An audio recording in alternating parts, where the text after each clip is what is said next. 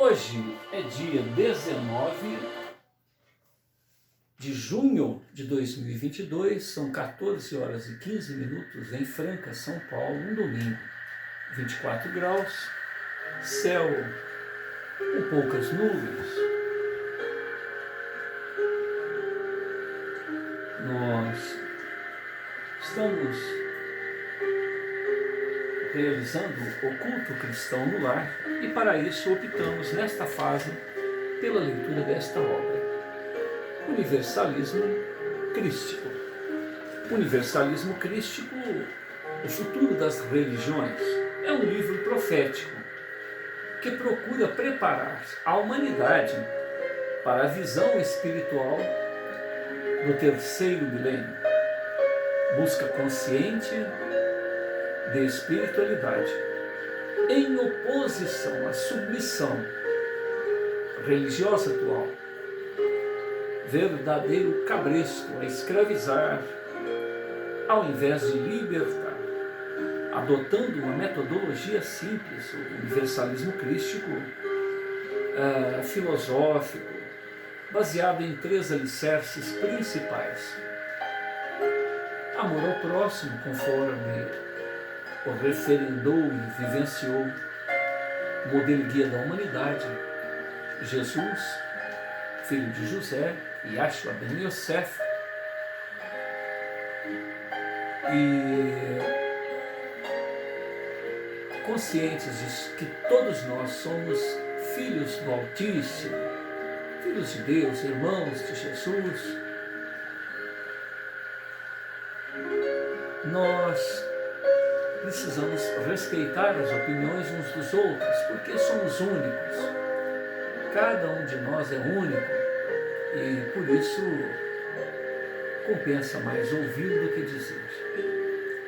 Certamente ter a segurança e a bondade no coração para que se possa expor a sua própria experiência. Mas vale dizer que aqueles que ouvem mais têm condições de melhor ajudar. Dizer apenas o suficiente e dizer da melhor maneira. Como segundo alicerce, além do amor, do respeito, amor ao próximo, respeito à sua experiência de vida, nós temos a compreensão, a experiência de ter na própria existência a ação da lei de causa e efeito que nos leva a saber que as pontas dos novelos abandonados em meio ao caminho, cada um de nós é semelhança de fios únicos, insubstituíveis, fazemos parte da composição deste grande tecido cósmico. Mas que este fio, que este sequencial de experiências, ele é regido por leis do eletromagnetismo, leis de ação e reação, compondo aquilo que já se convencionou chamar de karma, com C. Karma positivo, que são os resultados, as consequências de nossas boas decisões, boas resoluções, e o karma negativo como sendo aquilo que ainda não compreendemos, aquilo que ainda não temos a maturidade suficiente para saber que, como dependemos uns dos outros, tais quais fios a compor este tecido cósmico, esse organismo, vamos dizer assim, do Pai, do Autor, fonte. Então, precisamos ser solidários, e esta é a proposta em a humanidade. Estagiamos no reino mineral, no reino vegetal, no reino animal, no reino elemental, e hoje somos convidados, na condição de humanos, a compreender o trabalho de solidariedade, a compaixão, a situação de estar empático um ao outro, estar à semelhança de elos de uma corrente, cumprirmos o nosso papel existencial. Então, amar os outros que já estagiam, nossos companheiros de jornada evolutiva, que estagiam ao nosso lado, o próximo mais próximo, e deste relacionamento irmos estendendo para todos os reinos da natureza. Amar todos aqueles irmãos que ainda não atingiram a humanidade, ainda são mônadas, são bebês, são fetos espirituais. E sabemos que somos muito amados por aqueles que já atingiram, píncaros que ainda teremos que alcançar. E nesse trabalho de solidariedade, nessa escada de Jacó, cada um de nós vai ofertando o seu melhor para que o melhor aconteça na vida de cada um de nós. E finalmente o terceiro alicerce, além do amor ao próximo, respeito às suas experiências, às suas opções existenciais, a sua experiência que o leva até ali, para que possamos dar o nosso melhor pitaco, nossa melhor opinião, a compreensão da lei de causa e efeito, do karma positivo, karma negativo, tem-se ainda que se reconhecer que o progresso é irresistível. Quer estejamos no chão da terra, quer estejamos ainda fora do corpo, em estados interreencarnatórios, na chamada erraticidade, instantes em que estamos mergulhados em nós mesmos para compreendermos os sinais, os impulsos que estão em germes em cada um de nós.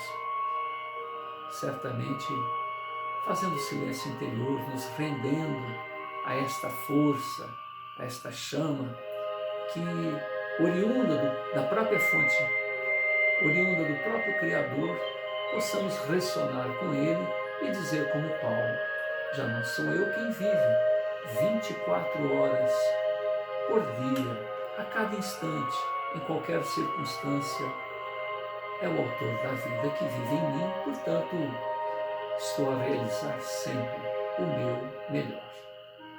Esse processo evolucionário que vislumbramos aqui mesmo na Terra, como se render a dogmas, a preconceitos, a cabrestos, de gurus, de sacerdotes, de pastores, de líderes epíncaros, das lides espirituais que estão aí assemeadas em todos os cantos,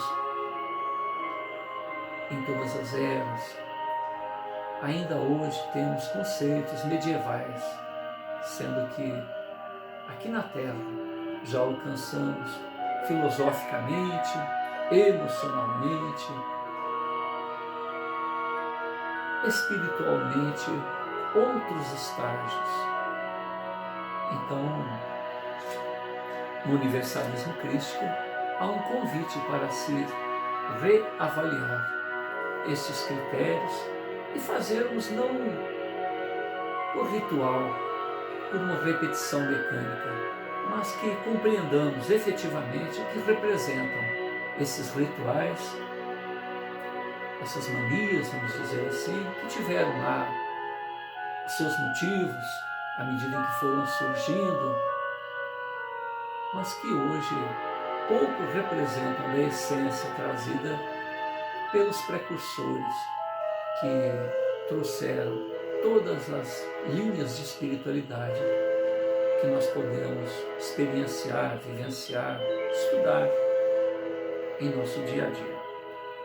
Em Desdobramento Espiritual, Roger Bottini Paranhos visita esferas espirituais superiores e regiões sombrias do astral inferior, obtendo ali opiniões de mestres de luz e magos negros a respeito justamente da busca, da compreensão e, ao mesmo tempo, dos meios que poderiam ser úteis para que se colocasse esta essência que compõe todas as lides religiosas ao alcance da pessoa mais simples, mais superficial, em termos de experiência mais íntima com a fonte criadora. Em uma segunda parte desta obra, Hermes, que é o autor espiritual desta obra, através de Roger, narra a ação dos precursores desta nova era para implantar na Terra a visão espiritual do terceiro milênio. Isso de uma forma leve, idealista, que emociona. Um desses precursores aqui narrados, Rafael, um dos 318 que no plano espiritual foi instado, preparado para que a sua própria época, o seu próprio século em que vivencia, um outro indivíduo mais preparado, que aqui se apresentou como sendo Gabriel, pudesse, de uma maneira mais fácil, encontrar o terreno preparado para trazer essa visão renovada, resgatar a espiritualidade, a essência de todas as lides religiosas para a sua origem, porque certamente as cruzadas, as inquisições, nada tem a ver com a mensagem do Cristo. Martim Lutero, quando tenta resgatar essa espiritualidade esquecida pelas linhas espiritualistas a que pertencia, porque ele era um bispo católico, germânico, certamente em decorrência desse processo reformista, tantas e tantas outras placas de igreja oriundas do protestantismo e exaradas naquelas 100 linhas que foi afixada lá na porta da Catedral de São Pedro.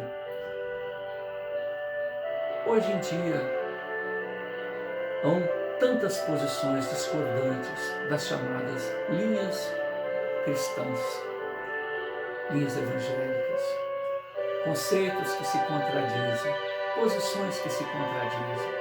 Então, certamente, essas enxertias que ocorrem a partir dos precursores, daqueles que reclamam, né? Vejamos, por exemplo, Martim Lutero era contra o sacerdócio, era contra as pessoas que intermediavam o coração humano junto ao coração da fonte criadora. E hoje nós vemos que, como verdadeiros rebanhos, os pastores, os cooperadores e tantas outras denominações ignoram, desconsideram essa posição e se colocam como verdadeiro prepostos do Altíssimo, e não como irmão, e não como alguém que de ombro a ombro caminha com os outros. Enfim, o trabalho deste grupo de preparadores para resgatar esta essência que aqueles que idealizaram, né, essas linhas espiritualistas vão sendo deturpadas. Então, Rafael, que é um desses precursores aqui nesta obra, denominado Rafael, ele vai, na parte que nós estamos lendo, apontando uma a uma, dentro do seu ponto de vista, aquilo que merece ser reavaliado, né?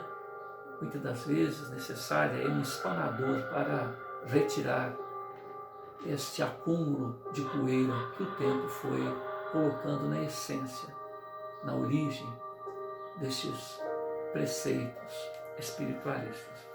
Então nós estamos aqui na página 208, 209, no capítulo 9, sob o título Ritual. Então Rafael medita mais alguns instantes e diz que, por exemplo, dentro das casas de Umbanda e até mesmo dentro das casas espíritas, temos ritos com a finalidade de despertar nos trabalhadores, no público em geral, a fé necessária para mobilizar energias curativas ou desobsessivas. Até aí ele concorda. Então por que discutir a respeito, rituais, a respeito desse tema, se eles são importantes para se promover o despertar das pessoas que se agregam a esses conceitos de vida? Então ele diz que por dois motivos. Primeiro porque tais rituais, muitas das vezes, se tornam mecânicos com o passar do tempo e hoje pouco ou nada despertam nos adeptos desta ou aquela linha espiritualista. Muitos desses rituais ou muitos desses adeptos sequer sabem para que serve este ou aquele rito, fato que provoca nenhuma reflexão espiritual quando, ao realizar aquele gesto, aquele ato mecânico. Processo ele, portanto, que não gera qualquer incursão espiritual. O ritual, portanto, deixa de ser um método de despertamento psíquico para se tornar um perigoso instrumento de alienação coletiva. Homens encontram-se tão alienados em relação aos fundamentos de suas próprias crenças, de suas próprias lides espiritualistas, que sequer reflexionam no sentido de identificar a necessidade deste ou aquele rito que praticam. O segundo motivo é que, com o avanço da consciência espiritual da humanidade, no terceiro milênio, o homem em breve perceberá que o mundo é mental, sendo desnecessário rituais exteriores para promover a espiritualização. O amadurecimento da consciência humana das gerações futuras levará uma nova forma de interatividade com a fonte criadora, Deus. Em resumo, o homem não necessitará mais de intercessores, de rituais, dogmas ou qualquer instrumento para aproximar-se da fonte criadora de Deus. O homem do terceiro milênio encontrar-se-á com o Criador dentro do próprio coração. Eis o verdadeiro templo que Jesus erigiu. Mas não foi compreendido pelos seus seguidores. A sua igreja era o coração dos homens e não templos de pedra, de barro, templos na natureza, em local acessível somente por si próprio e junto à fonte, o Pai, como referido por Jesus, sem ritos exteriores. Assim o é, assim o foi e assim o será. Olhando assim, percebemos, mais uma vez, que o cerne da conquista da espiritualidade está na busca da evolução espiritual, da introspecção, da compreensão, do amar-se, amar ao próximo, amar por gratidão, esta dádiva que é o viver, que é irrecusável. Rituais religiosos terminam se tornando um evento, um culto externo, somente para adeptos sentir-se membro de um grupo, sem realização de reflexão, sem reforma íntima, tal qual um uniforme tal qual um hábito junto à mesa, tal qual um hábito higiênico, que certamente, se buscarmos lá na sua fonte, compreenderemos a razão de existir tal ritual. Mas que fazemos a coisa tão mecanicamente que, junto ao nosso mundo íntimo, outros valores, junto aos ritos, junto a uma comunidade, o nosso corpo físico está à semelhança do que ocorre na circulação sanguínea, no ato respiratório, nos impulsos elétricos em todo o organismo, tudo acontecendo por acontecer automaticamente, mas o nosso pensamento está ali olhando a roupa do próximo, a falta de higiene, a falta de compostura. Enfim, se penteou o cabelo, se não penteou, se está de olho aberto, fechado, se também está olhando o próximo, enfim, tudo menos mergulhado nos valores essenciais que preceituam o próprio rito que pratica. Ou seja, o rito não gera luz interior. Uma forma bem clara de se entender são as orações. Aquele que realiza uma prece com suas próprias palavras, uma conversa íntima, espontânea, feita de inopino, de improviso, enquanto faz com que se ligue à fonte, faz com que se espiritualize aquele outro que realiza orações decoradas, muitas das vezes feitas por grandes pensadores, por grandes amantes dos valores eternos, mas que, feita sem reflexão, entorpece a expansão de sua consciência, daquele que palavreia, daquele que sonoriza tais palavras, extensos rosários, 150 vezes a mesma ladainha, que leva ao entorpecimento de quem assim o diz. Enquanto que uma conversa íntima com a fonte, com o autor da vida, causa reflexões, despertamentos, emoções inimagináveis. Rafael faz uma breve pausa, toma um gole d'água, para que a Assembleia assimile os seus conceitos. Então ele continua. O que pretendo mostrar-lhes é que rituais, dogmas,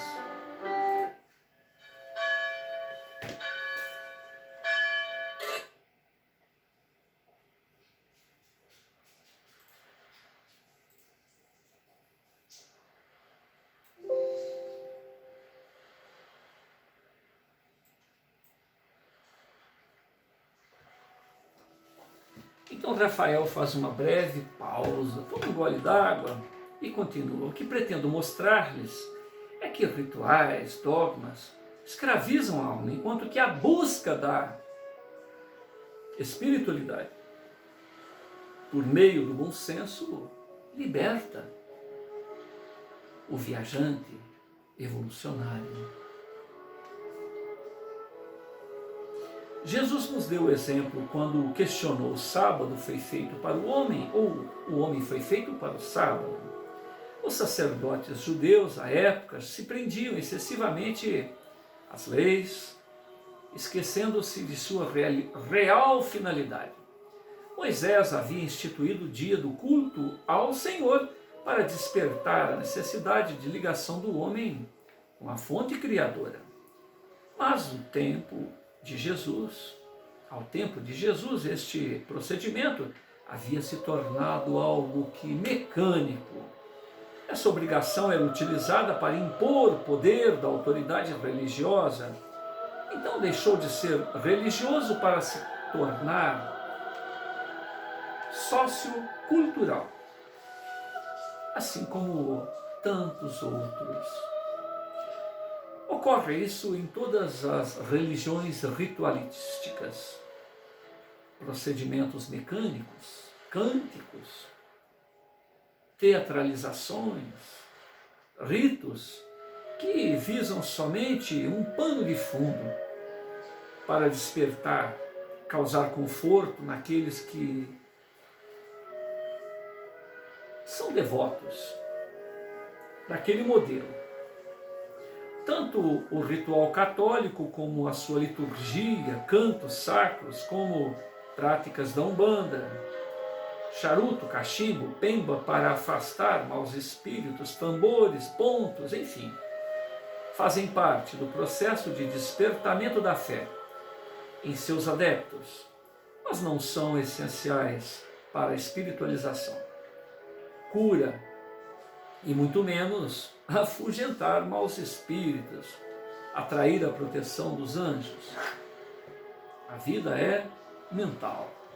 E se o rito não tem a emoção, o pensamento, a compreensão daquilo que se faz ritualmente, é mera formalidade, um procedimento inútil. Rafael fez mais uma pausa.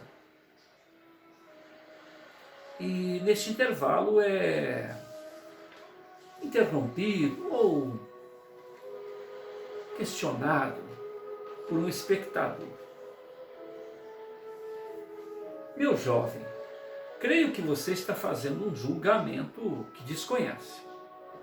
O poder dos trabalhos de Umbanda vem dos rituais que despertam as forças espirituais dos orixás. Não raro vejo espíritas como você em casas de Umbanda, pedindo socorro aos pretos velhos, porque na Umbanda se trabalha com energias mais densas, difíceis de se dissipar. Não acho justo que você desmereça os trabalhos que realizamos com tanto amor pelos nossos semelhantes. Rafael aguarda os apontamentos do interlocutor e volta a falar. Gostaria de lembrar, antes de mais nada, que não estou aqui na condição de espírita. Essa foi a minha religião de formação, mas não estou aqui para defendê-la. Ainda esta noite exporemos aqui pontos em que ela também deve ser chamada a uma reflexão.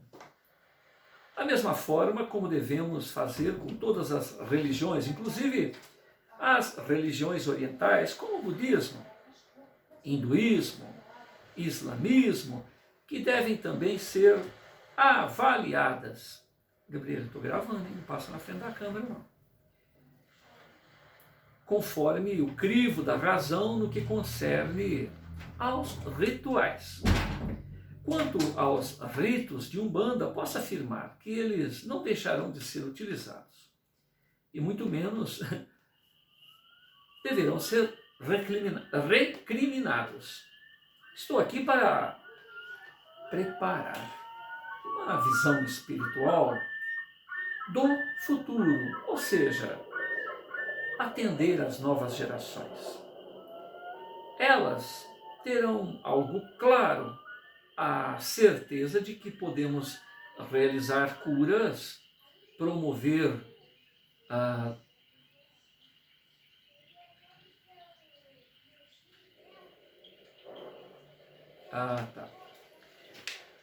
Podemos realizar curas ou promover doenças, atrair espíritos luminares ou espíritos trevosos, encontrar felicidade ou depressão, tudo apenas com o poder da mente.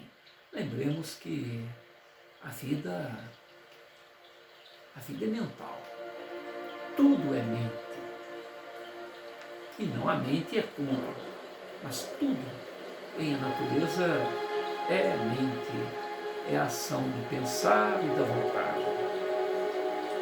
Isto independentemente de rituais. As gerações futuras dissiparão energias negativas brandas, pesadas, apenas com a sua fé interior, suas consciências desenvolvidas. Meus irmãos, tenho a certeza de que a humanidade da nova era acreditará muito mais em si próprio, em seu próprio eu, do que em gurus intermediários entre nós outros e a fonte criadora. Essa humanidade do terceiro milênio não precisará de religião, porque terá em si próprio o roteiro para encontrar-se com a fonte, com a luz, com o esclarecimento e a força. O mundo é mental e não necessitamos de intercessores para realizar essa tarefa. O mau hábito de colocar a sua aventura espiritual na mão de padres, pastores, prepostos, pais de santos, trabalhadores espíritas, é um comportamento da humanidade do passado. Com o passar das décadas, será possível perceber que os homens distanciarão mais e mais dos ritos e dos cultos exteriores, buscando encontrar o seu equilíbrio espiritual por meio de uma via interna. O caminho da autoespiritualização. Ocorrerão reuniões para confraternizar, estudar, mas jamais para se submeter a outrem, a um irmão de jornada evolutiva. A humanidade do terceiro milênio não terá empatia pela submissão religiosa, não verá o contato espiritual como uma bengala para sanar seus problemas, e sim como uma porta de crescimento espiritual. Entretanto, neste período de transição para esta nova era, todas as religiões estarão a postos para atender aqueles que ainda não conseguiram se libertar do conjunto dos rituais de até então. No entanto, inevitavelmente, estes irão desaparecer gradualmente, estes rituais, com o passar das décadas, até a chegada definitiva da era de Aquário, a era do mentalismo, onde haverá uma só religião: o amor. O amor. E a busca das verdades, das eternas verdades. Rafael, então, passa o seu olhar sobre a Assembleia e com imensa ternura continua. Talvez seja difícil aceitar esta ideia no momento. Afinal, muitos de nós ainda estamos enraizados nas próprias crenças. Mas todo aquele que realizar uma reflexão sincera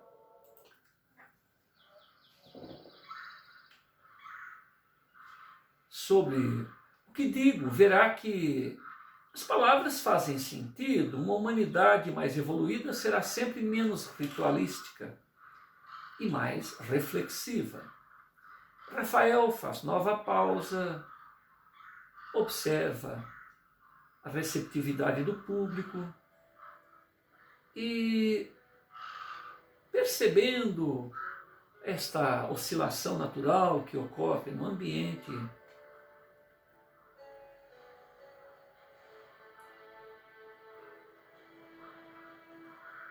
antecipa a atitude de um senhor que se levanta repentinamente em meio ao público, grita, esse senhor: não vou ficar mais aqui para ouvir estes absurdos. A minha religião não está em extinção. Você não sabe o que diz e ainda está sugestionando todos nós com esta sua loucura. O mundo é assim como o conhecemos desde que ele existe. Nada mudará nas próximas décadas. E virando-se para trás, recolhe um casal de filhos que também assistia à reunião. Vamos embora, vamos sair daqui. Porém, o imprevisto acontece. Um dos adolescentes, uma garota, olha com carinho para o pai e diz: meu pai, por favor, vamos ficar. Sinto que as palavras do Rafael provêm do Altíssimo. Deixe-nos ficar até o fim. Nos acompanhe, por favor. O homem se assombra com o doce apelo da filha e se cala e se assenta novamente na cadeira de onde se levantou. E a partir daí não esboça qualquer reação. Inspirado pelos amigos do plano espiritual, ele percebe que a palavra de Rafael era para a nova geração e que estes não se deixam, ou pelo menos aqueles não se deixaram cristalizar pelas crenças sectárias de seus genitores. Com imenso carisma no olhar, Rafael diz: obrigado, meu irmão em Deus, meu querido irmão, por aquecer a esta solicitação de continuar junto a nós outros na busca de uma humanidade melhor, de um futuro melhor para todos nós. Obrigado por ficar. Deus lhe pague por este gesto de generosidade para comigo e para com seus filhos. Porém, ele mal termina de agradecer. O público emocionado com a surpresa daquela jovem, dos apontamentos daquela jovem, dos apontamentos de Rafael, a sua comovente humildade, sinceridade, transparência de alma perante os seus objetivos lídimos, cristalinos, que buscam realmente um futuro melhor para todos nós, aplaudem entusiasticamente, ovacionalmente, o momento de embaraço do expositor.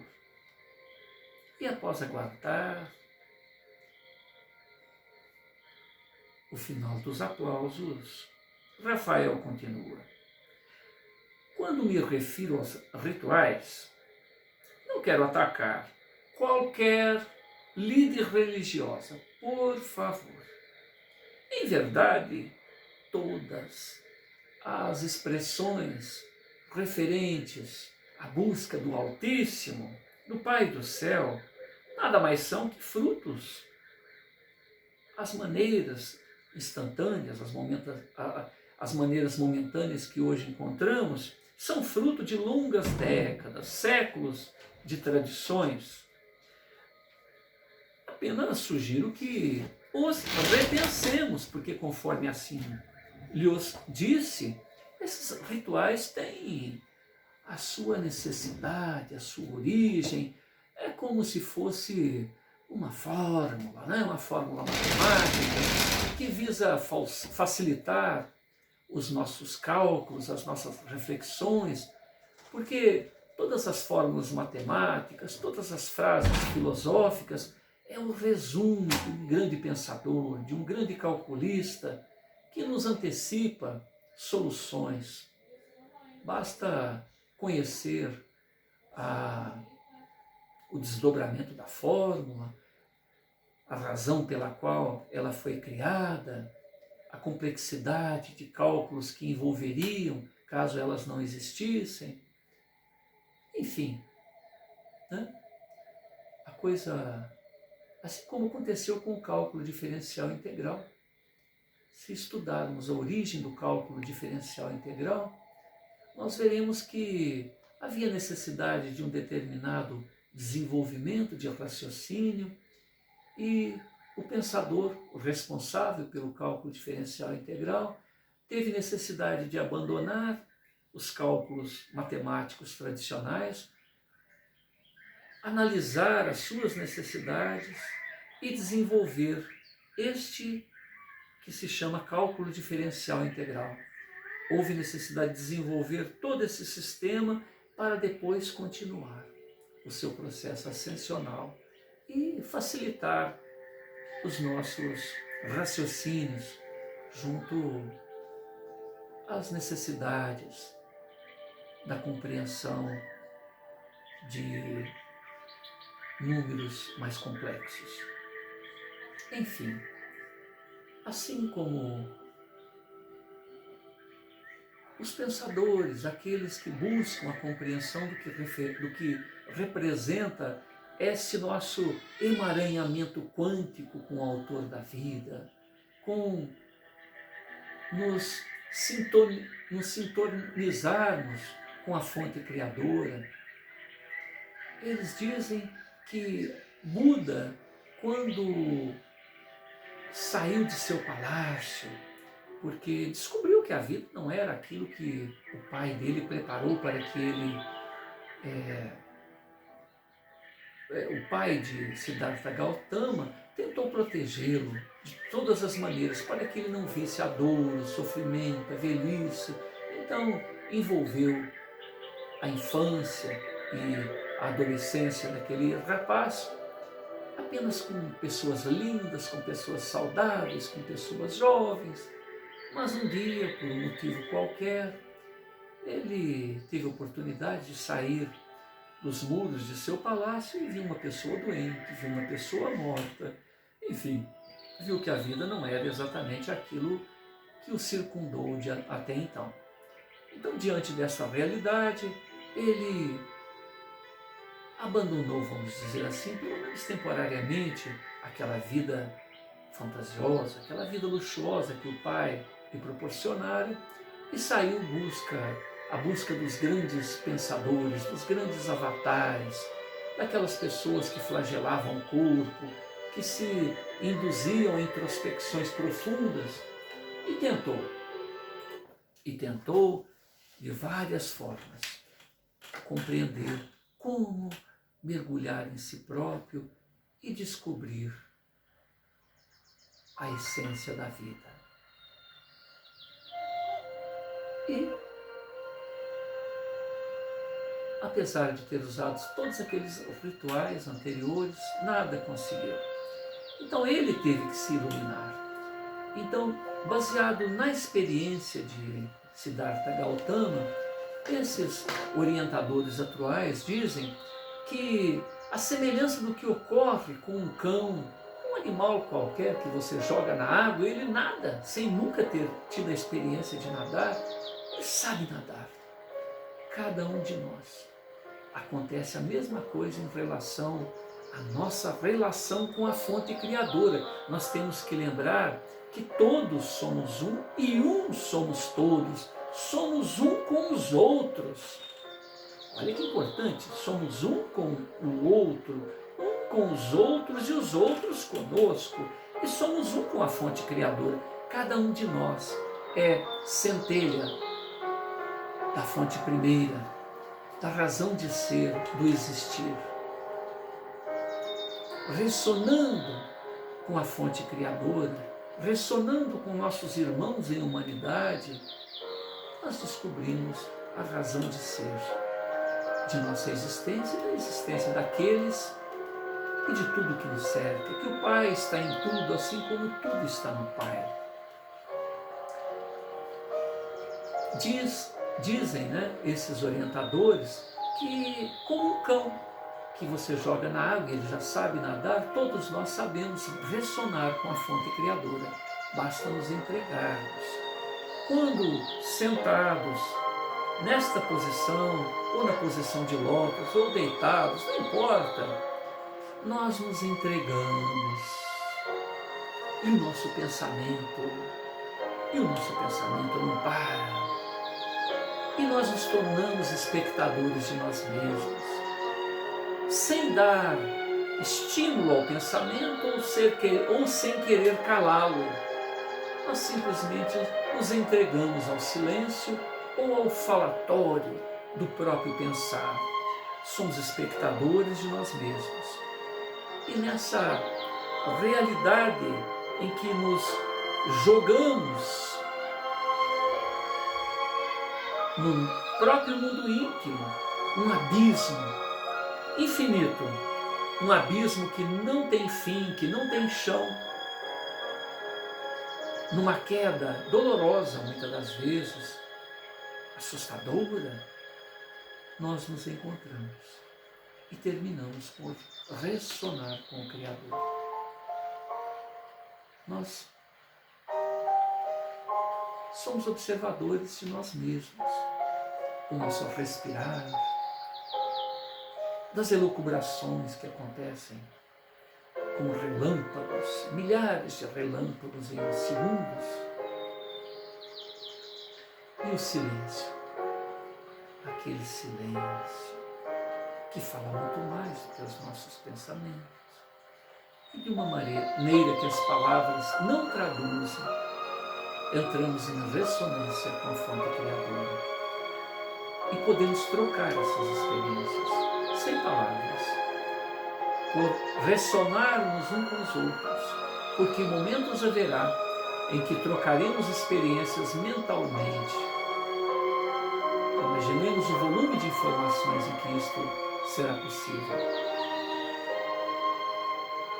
Ressonarmos com os outros, sermos transparentes uns com os outros, iremos nos deslumbrar com os absurdos, com os conceitos inimagináveis que sairão da alma, do coração e do pensar de nossos companheiros de humanidade. Igualmente, teremos que compreender a nossa indigência pessoal, que será visceralmente escaneada pelo pensar, pelo sentir, pelo ressonar dos corações de nossos companheiros de humanidade. Então as máscaras irão se esfacelar e compreendermos desta forma a nossa integração. Não há o que esconder do outro e não há o que ser escondido de nós outros. E com isso, a tolerância, a fraternidade, a aceitação incondicional dos limites de cada um de nós será inequivocamente, inexoravelmente, inalienavelmente compreendida e aceita. A fraternidade e a nossa situação de observação será uma realidade existencial de cada um de nós. Ninguém julga ninguém. Ninguém repreende ninguém. Cada qual observa em si, no outro, compara e opta pelo melhor e é respeitado em suas escolhas.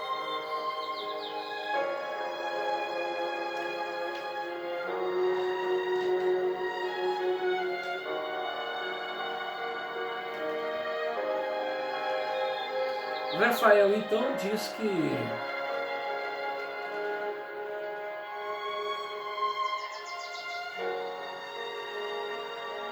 aquele senhor se assombrou com o doce apelo da filha e se sentou calmamente, sem esboçar qualquer reação, inspirado por seus guias. Ele percebe que as palavras de Rafael eram para a nova geração e que para aqueles que não se deixaram cristalizar por suas crenças sectárias. Com intenso carisma no olhar, Rafael diz: obrigado, meu irmão, pode ficar. Deus lhe pague por este gesto de generosidade para comigo e para com seus filhos. Rafael, então, é aplaudido e não se sabe se é pelo que disse ou pela atitude daquele pai. Ambas as atitudes foram dignas desta manifestação, deste reconhecimento do público, para com a necessidade de mudarmos essa nossa intransigência, essa nossa intolerância uns para com os outros. Então Rafael continua: quando me refiro aos rituais, não estou querendo atacar esta ou aquela religião. Em verdade, todas possuem os seus ritos, que são frutos de longas décadas, de séculos até de tradição. Apenas precisamos repensá-los, saber das suas causas e de sua utilidade na atualidade. Por isso gostaria também de abordar as técnicas de curas espirituais. Será que são necessários tantos gestos, rituais em terapias, de passes energéticos, em atendimentos de desobsessão espiritual? Jesus mesmo nos ensinou que para isto bastaria um comando poderoso de autoridade mental e moral. Mais uma vez percebemos que antes de aplicar uma teatralização espiritual é fundamental termos uma conduta espiritual ilibada e muito disciplinada mentalmente, uma fé inabalável em Deus e em seu potencial como mediador. O próprio indivíduo que ora é o mediador de si próprio.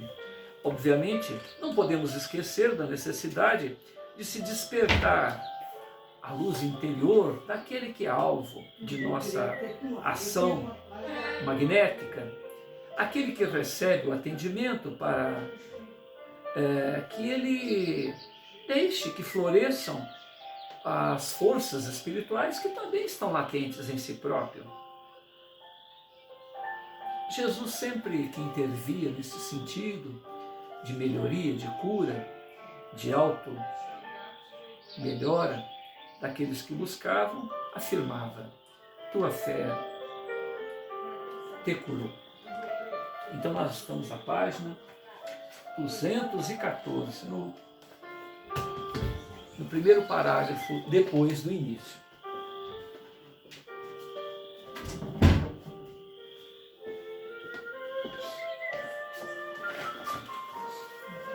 Nós agradecemos a Hermes Trismegisto, agradecemos a Kenaton, a Ramatiz por nos envolver, nos colocar em sintonia com o tema em pauta. Agradecemos a Roger Bottini Paranhos por intermediar estas linhas, às quais estamos nos referindo, colocar-nos a oportunidade de vislumbrar o que estes amigos espirituais lhe informaram. Agradecemos a Jesus, este nosso tutor, este nosso modelo guia, que é o alicerce de todos os nossos esforços. Agradecemos essa oportunidade da internet, desta gravação que certamente irá trespassar os séculos, os milênios. E rogamos ao próprio Hermes, a Ramatiz, a Kenaton, que magnetizem este esforço, para que além de nossas palavras, para aqueles que enxergam as coisas espirituais, para aqueles que percebem as energias, que possam recebê-las e que o nosso esforço está apenas em nos oportunizar este encontro. Quantas vezes necessário ver e rever, mas acima de tudo sabermos que esta vibração é para que nós a mantenhamos 24 horas por dia. Devemos ser médiuns, devemos ser vivenciais dessa alta espiritualidade nos melhores e nos piores momentos de nossa vida. Nos momentos de refrigério, nos momentos de descanso, nos momentos de grandes lutas e nos momentos de grandes vitórias. Ad eterno. Tudo em natureza é movimento e é mental. Ao querermos nos acomodar, somos subjugados pelas leis da entropia. Tudo acontece a partir da decisão, da ação, do movimento. E certamente os resultados estão sujeitos ao nosso esforço, à nossa capacidade e à ação de tantos outros companheiros de jornada evolutiva. E da permanência do Altíssimo. Muito agradecido por tudo, que este clima seja uma constante em nossas vidas, hoje e sempre. Muita paz a todos.